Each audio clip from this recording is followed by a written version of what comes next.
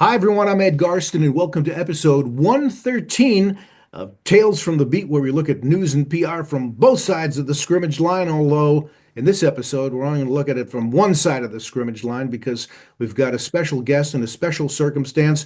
He's a longtime auto journalist, guy in the box over there, a content strategist. Now you're a consultant. He's Joel Fader, direct today from the Twin Cities.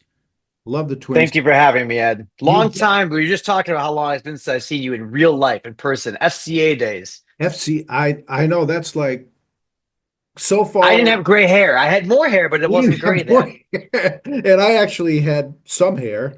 And although FCA gave me a lot of gray hair, I just had to pull Well, it. I have kids now, so that's where it's coming from. All right. Well, it's great to see you. So I wheeled off all your different things that you do, but current title as a consultant. But before we get into the circumstances of why that's so, why don't you talk a little bit about, because your career has gone on, as long as Modern Family has gone on, I mean, forever. But a great career, and just give folks a little bit of background on what you've been up to. Sure. Sure. So I was until 2.5 weeks ago the senior producer for Internet Brands Autos sites, motorauthority.com, greencarreports.com, and thecarconnection.com. And it was amazing. I actually came on board when it was High Gear Media. We were startup, scrappy startup, and we had two rounds of funding, and it was a small, scrappy team. And the goal was always acquisition, and we went from 1 million to 10 million in traffic in 4 years. And I got hired on originally as a social media manager. The job description was 3 pages long. And when I Wow. saw it, I interviewed for it before I saw the job description. Yeah. And I saw the job description after I interviewed for it. I interviewed for it. I said, "Can you send me a job description?" They said, "Sure, no problem." And I read the job description, and Yeah. I called the next day and I said, "I've really enjoyed meeting you guys. I mean, it's been great. Right. I don't think this is a job for me." I was 24 years old. And Wow. they said, "I don't understand. You Yeah. like us, we like you. We had a great talk yesterday. What's the deal?" I said, "Well, you sent me the job description last night." And they said, "Yeah." I said, "This thing's 3 pages long." I Yeah. said, "This isn't one job. This is three jobs. And I don't want to get set up for failure, and I don't want to fail you. So Yeah. I Right. don't think this is the job for me." And they said, "Dude, they didn't say dude. They said, dude. They said, we sat down and brainstormed everything this guy could do, or Yeah. this girl, or whoever we hire. Sure. And we just put it on a piece of paper. If you want a summary, a TLDR, we want someone with their hair on fire. And you seem to have your hair on fire." And I'm like, they said, Where it all "Look, we'll give went, you all right? the."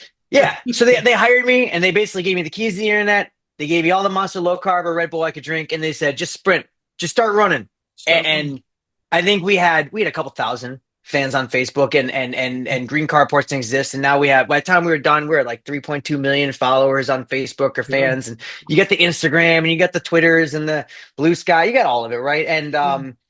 we got acquired by Internet Brands, huge vertical publishing company in 2014. They own such hits that you might know as WebMD, ApartmentRatings.com, Lawyers. Big company, big Yeah. company. Yeah. And they always treated us great. We had no problems. They let us do what we wanted. They let Yeah. us run the show. It was great. Everything was great, and it was a solid, well-run operation. And we had an amazing team that was super lean. And 2 weeks ago, found out how beloved we are as a Yeah. team and as sites, and it was humbling to see the industry, Yeah. how they reacted to us being shut down. So how much notice did they give you? Um, oh, by the way, it's just so I started social media manager. Yeah. I moved into my roles evolved over the course of 15 years. Right. I was an interactive content manager at one point as my role evolved, and then, like I said, I ended the stint as the senior producer. So we found out on a Wednesday Yeah. that this was all gonna happen. Uh, the world found out on 2 days later on a Friday, and then it actually, like, physically, we all were done essentially 2 weeks later. I think it was like one day short of that, but it was basically the end of the month. We found out, and then it was the 31st was our last day. The first was the official, we're done. Yeah. Yeah. So what Which, happened? Why did that more happen? than you can say for some sites, by the way. Some Yeah. sites, so, you work at something like Salesforce or Microsoft or Nike, you get let go, you get walked out that day. We we Right. we Yeah. got we they were Everyone was treated nicely. No one left angry. It was a business decision, That's good. and I think everyone left sad. I think Yeah, that's the appropriate word to use here. Sad, not angry. There's no, I don't have any ill will. I'm sad, and I okay. wish this didn't that sites didn't get killed, but Yeah. I'm not angry about it. They made a business call. I mean, did were they getting enough revenue? What from I, advertising? Were they getting revenue? I It can't sounds like speak they to had. that portion. Yeah, So editorial. So Marty Pageant, our editorial director, and yeah, I, we're kind of the link between engineering, SEO, business, product development, and all that stuff. Like we're working on responsive redesign, all these things, right? right. But advertising and profit, the money side of the business, the Yeah, dirty side, the money side of the business was church and state from editorial. yeah, So for ethics reasons, right? So Marty and I were never ever involved, clear cut designation yeah, in advertising, PPM, CPC, any of that stuff, even sponsored content or sponsored stuff in the newsletter, anything that had to do with any money transacting, yeah, we were not involved. And if anyone approached us about any of those things, sure. it was handed off. We had a third party. They handled all of our licensing rights and all of Okay. those things, just to be a clear, ethical jurisdiction there. Yeah, yeah. Well, it's I can tell you stories about that because you're lucky, actually, if that was the case and if that firewall really held. I worked at a publication, I actually quit a publication for the reason that that wasn't the case. And I had a story killed because I of was very advertising. fortunate. Like, look, so Marty Pageant, he earned his original chops at car and driver back in the '90s, Yeah, and I still remember the story of him telling me that he drove the first Viper and describing it to me, right, and which is not for this podcast right now, right, but I still remember there was an impression he left on me, right? right. And but we had a team of journalists. We had a team of engineers, and we had a team of people that came from the newspaper world or magazine print world.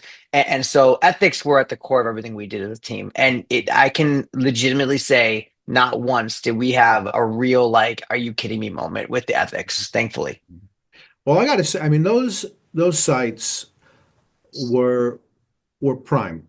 Those sites were so well written, so well produced, and it used to drive me crazy. I mean, and respected.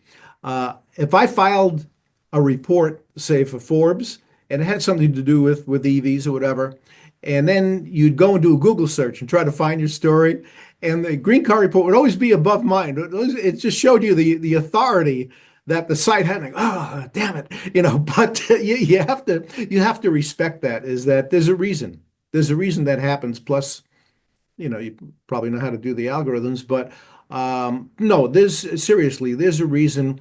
You get the traffic and people go to those sites because they're so well written, and you depend on them for the authority and the accuracy of them. And I mean, it's such a loss, and that's why I'm wondering, Joel, just in your mind, uh, you lose these sites, and we've seen in the journalism industry even apart from obviously automotive, but everywhere. Uh, Newsrooms are cutting staff. How do you sort of characterize what are people losing in terms of information and context and just sort of that institutional knowledge that you get, especially from beat reporters that cover a subject day after day?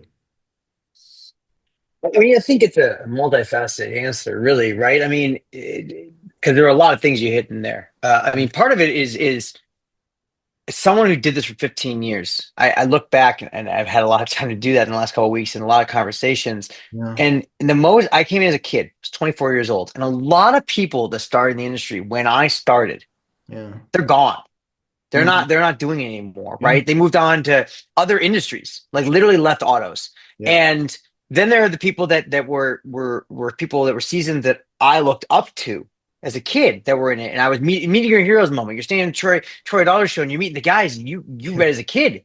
right, These guys now at best are freelancing here and there, but they're retired or they don't want to travel the world 6 days a week, right? And as they shouldn't have to. yeah, And so you're losing.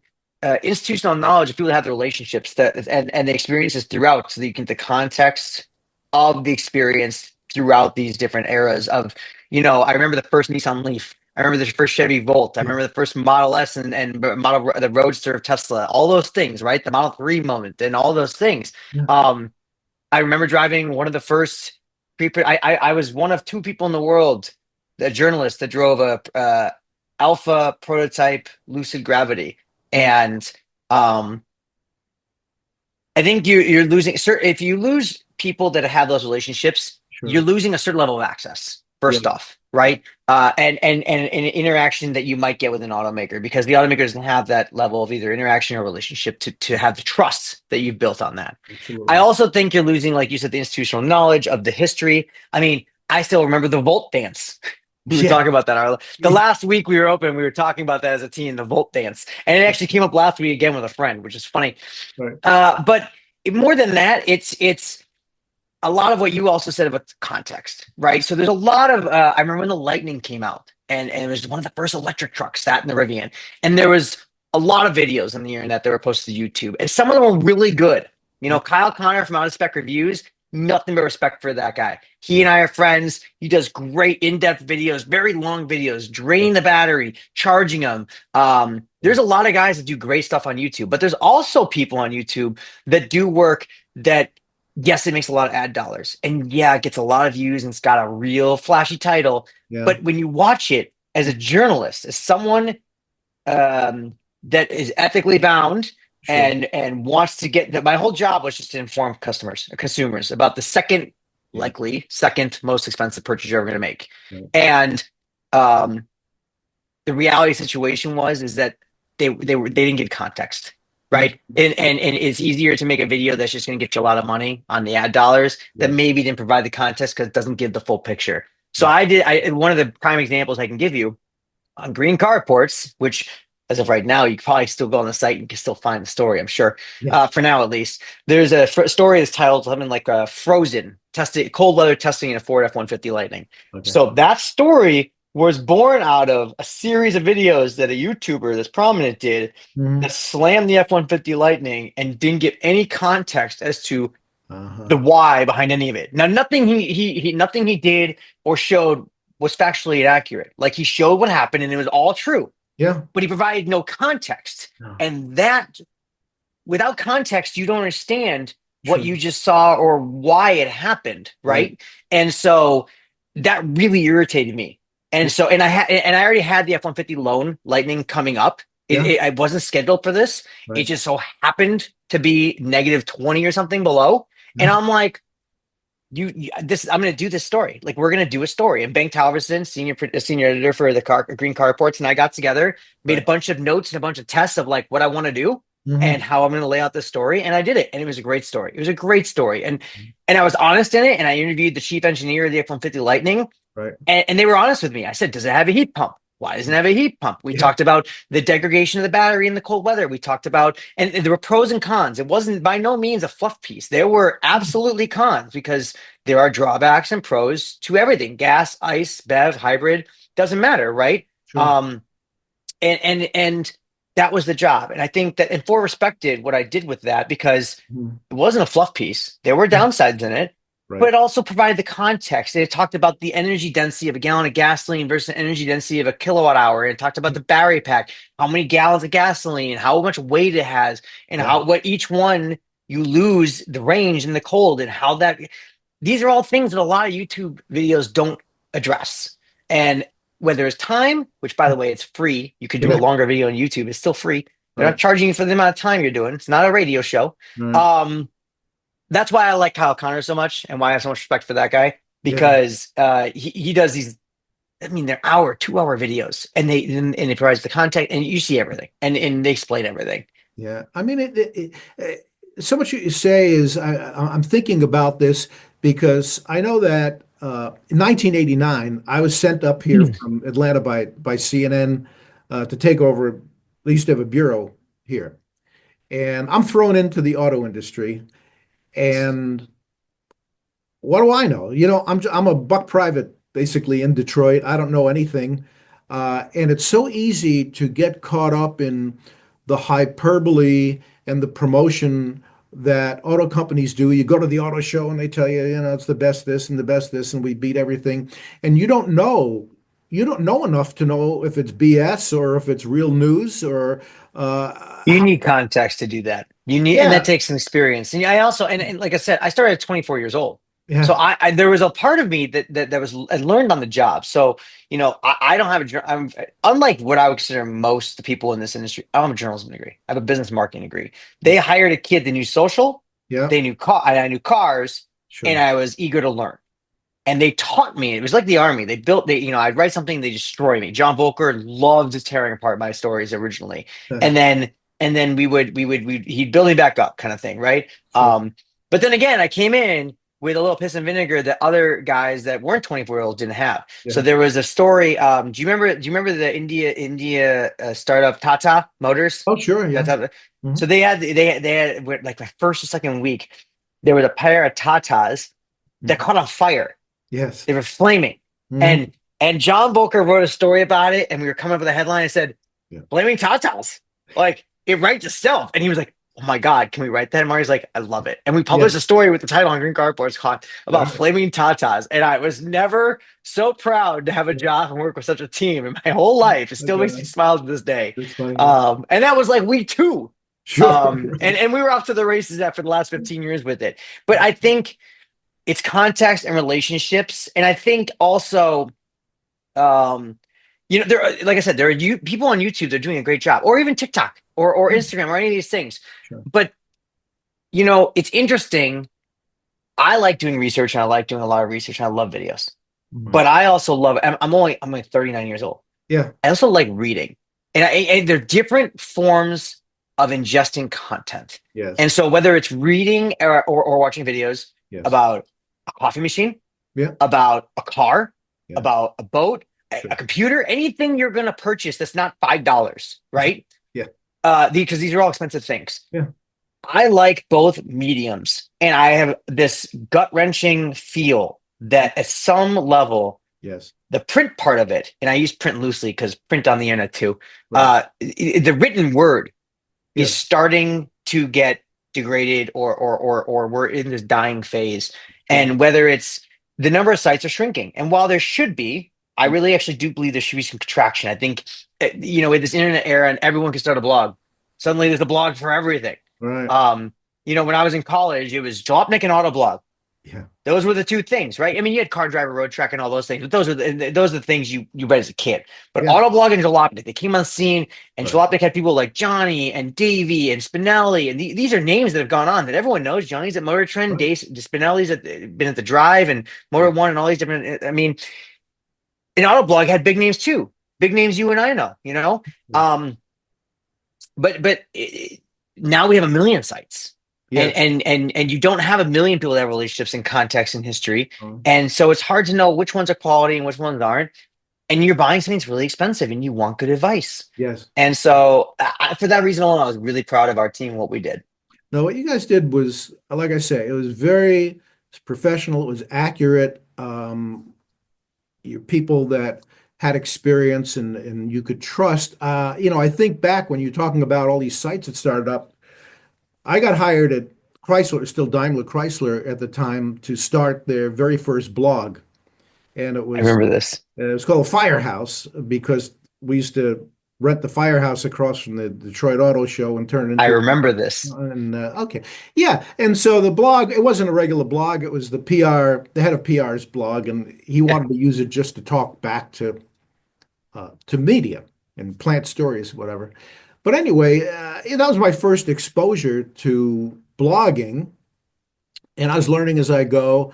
And also, as a matter of fact, one of the first people that I spoke with to learn about blogging and online media was Ray Wirt at Jalopnik at the time. Hmm. Yep. And I would call in people all the time. I don't know anything, and they would teach me. But what what I'm getting to is you talk about the proliferation of sites. There was a site that I don't believe exists, hasn't existed for a long time. But this is some of the struggle when you talk about the accuracy and coverage of the industry. This site put a story out about my company that was false. So I contacted the editor and said, that's not right, and you need to correct it. And he said, oh, well, okay, well, what's right? So I tell the guy what the correct information is, and I say, I want a correction. What does he put on the site? He goes, this just into blah, blah, blah site. I won't embarrass the guy because the name might still be known.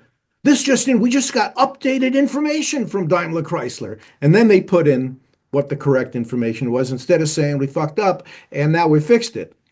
See, Um, and that was why we always contact the automaker before we write a story, yeah, as a journalist should, yeah, right? Um, if it's not of a press release, if somebody tells me something, yeah, I'm more of a measure twice, cut once kind of guy, right? yeah, Because I mean, there were times. Look, everybody makes a mistake. yeah, Everyone makes a mistake, and the sure. question is, how do you handle it and how do you take care of it? Mhm. And there were times where we updated a story and said, it was whether it was an error or more importantly, new information. It happened Yeah, all the time. Lightning caught fire. We updated that story like a million times. yeah, Lightning got price updates. We updated stories millions of times. right. Um, it was clear from the outpouring from the community, both in the automotive and outside of automotive, that we were respected and that people really appreciate how we handled ourselves and conducted business, and it meant a lot. Yeah. Well, you guys did a good job. So let's talk about a little bit of time left. A couple of the biggest stories right now, at about the time that those sites were discontinued, the tariff story was percolating. It still is. Who knows when the hell it's gonna end? But I'm just curious from your standpoint, um, how you approach it and how you feel it's being covered. And is it being covered, do you suppose, in a fair way, or is there too much sort of hysteria is like, oh, the price is going to go up 13,000 and are people just sort of grasping at angles just to latch onto it? Um, so I will be honest with you. I lost my job and I tried to take like a minute to breathe from the internet because I wasn't getting paid to track every ounce of news. Right. Uh, but that said, I'm not dead, and so I have Yeah. eyes. Right. Um, the couple questions that you had there. So the tariff thing, like you said, who knows how it's going to play out, Yeah. right? Things keep changing in this world day by day, hour by hour. Um, for months, we all knew this stuff was kind of looming, and a couple of us would. I mean, I think the going line I have is I don't think people realize that their beloved little Tacoma is made in Mexico. Who's ready for an $80,000 Tacoma? Because that's what a TRD Pro is going to cost. Right. 60 some $1,000 trucks and it costs 80 grand. Yeah. All the Ram heavy duties, those are made in Mexico. All the Bronco or Mavericks, Ford Mavericks, made in Mexico. All the Pacificas made in Canada. I don't think people realize because they don't really care Yeah. where their cars made, Right. and Volkswagen Jettas. And so, and of course, we all know where these cars are made because we write about them. Right. Um, and I think that the issue is that there's so many. I mean, there are cars that are made in America, but they cross the border a couple times just to Yeah, get sure. made, Hmm. right? Or parts get cross the border just to get made. Exactly. And so there's so many nuances. And this is leading to the answer to your question that Yeah. we didn't know that we were very about like whole measure twice, not cut once. Mhm. So we didn't going into thankfully we were shut down around the time this was all going down. We didn't have a lot of stories about tariffs yet on our sites yet because it hasn't Mhm. been a thing. But Right. when Trump was elected, so going into the election, we had stories on both candidates Yeah. or a story on what does this election mean for you in the automotive scene. We Right. had a big story about that, and we would update it throughout the campaign. First, it was Biden and Trump, and then it ended up Kamala came in, and so that got updated.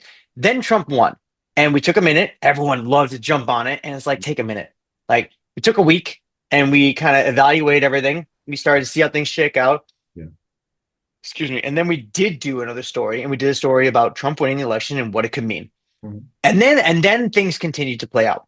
Yeah. California and their EV stuff, or the NEVI funding, Mhm. or whether chargers are getting ripped in or out of the government buildings that are already installed. You know the stories I'm talking about. Yeah. Mhm. And these are things that are each a piece of puzzle, right? You start so we're leading up to all these things. And then the tariff thing. And I think we ran a story or two about the tariffs, if I remember correctly, on the car connection and on Motor Authority, our green car reports. Mhm. We were just discussing running a live, more living evergreen story about like a rundown of where cars that aren't made in America are made and how it's going to affect each one. Yeah. It was a story in concept that we didn't end up getting time or necessary to publish because it hadn't taken effect yet by the time this all happened. So Mm, we didn't do it. But that was how we were looking at addressing of making a living thing so it would be a reference document. We did a lot of those, right? And so that people could just reference them and continue to update the story for them to not have to look for a new story constantly. yeah. I think there are certain sites, Automotive News has done, Jamie Butters and Automotive News, their team has done a wonderful job Yeah. of straight line reporting on this stuff. Yes. And I commend them for it. And those that team at Automotive News is not that others aren't, but they Yeah. are a team of heavy hitters who are Yeah. business savvy journalists that know this industry Yeah. and this vertical as far as what we're talking about. Of course, look, Reuters is on top of this stuff.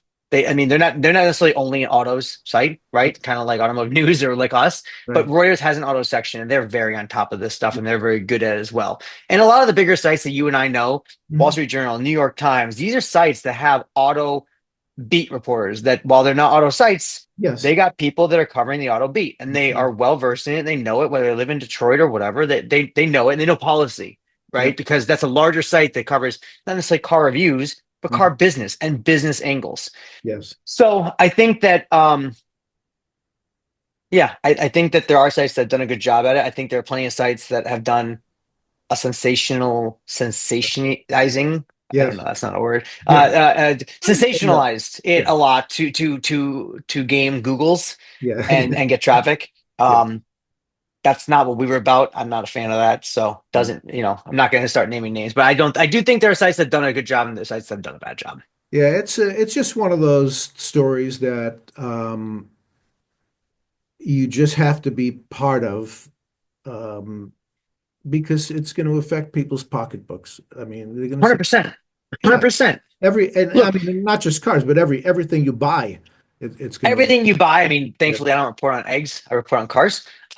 So unless someone wants to pay me to report on eggs and we can talk, call me. right. But I can learn a lot about chickens real fast, I'm sure. But I like cars. And the reality is that cars, just like everything else, I wrote the story about Mary Barra and getting shocked that the EVs got politicized. And I ran the story and I talked to RJ Scaringe from Rivian Oh yeah. about cars getting politicized. And Mhm. I really don't think at some level cars were always political at some level. But Yes. I really think with the EV and the carbon neutrality and the climate change, all these things, Yes. we became hypersensitized and hyper it just became so Yeah. sensitive Mhm. um for this marketplace. And I think the whole political climate did too, right? Of course. So I think that cars got swept up into it. Yeah. It's unfortunate Yeah. because it doesn't really matter whether it's a Rivian R1T, which is amazing, or Mhm. a Corvette ZR1, which is amazing.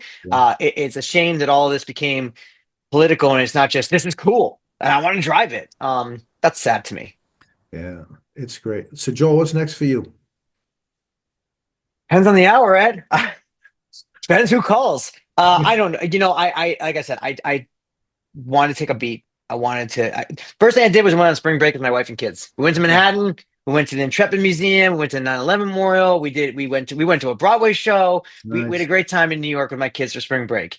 I came back. I've done some traveling. I've done some freelance. I went to South Korea with Genesis, and I wrote a story on the Utopian. Yeah. Um, I'm doing some contract work. Agencies have reached out and they want me to write some words. So I'm doing some contract work, some consulting in and outside of autos, and it's a short term freelance and that stuff. And I'm sure you're going to see my byline in a handful more places coming up. Long term, I don't know yet. I've been asked about a lot of different things, PR, Yeah. comms. I've been asked about writing. I've been asked about video. Yeah. I've been asked about leaving autos. I think everything's on the table. I'm open to almost anything, and I'm just gonna have discussions with people and see where it goes. I don't have a straight answer for the future, but for right now, just Yeah. kind of going, but week by week. Well, best of luck to you, and anyone that hires you will automatically improve their organization. I can tell you that from years and years of reading your great work, and it's so great to see you and talk to you. It's been a long time, and I can't wait to see where you pop up next. I know it's going to be fantastic. So, Joel Fader, Thank you so much for being with us. And that's this episode of Tales from the Beat. Thank you all for viewing and listening, and I hope you'll subscribe and share. I'm Ed Garston, and I'll be back soon with more tales. Take care.